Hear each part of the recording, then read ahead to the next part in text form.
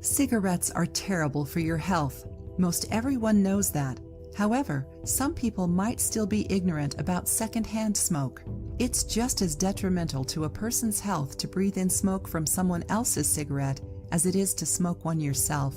Yet secondhand smoke isn't the only way that people are hurting their loved ones by burning something in their presence. Did you know that candles can actually produce harmful effects similar to that of a lit cigarette?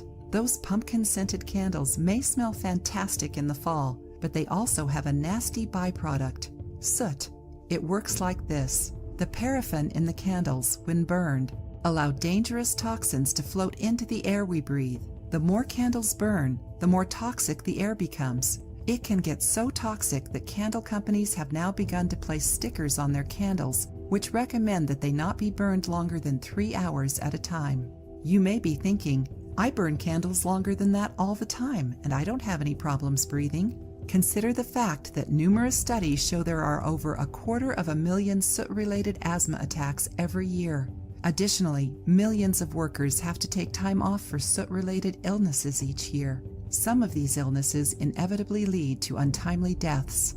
Paraffin isn't the only one to blame, though. Candles that are made outside of the United States may contain wicks that are partially made of lead. These candles are imported into the U.S. and sold to many unsuspecting customers. Once the wick begins to burn, it releases the fumes from the lead.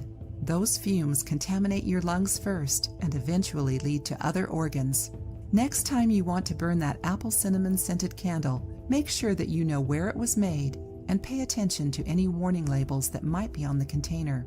Or, to be on the safe side, use healthier alternatives to freshening up your indoor air. Open a window, use a diffuser with essential oils, but don't risk your family's health for a nice-smelling room. If you liked the video, give it a thumbs up and share it with your friends. For more recipes and tips, subscribe to the channel.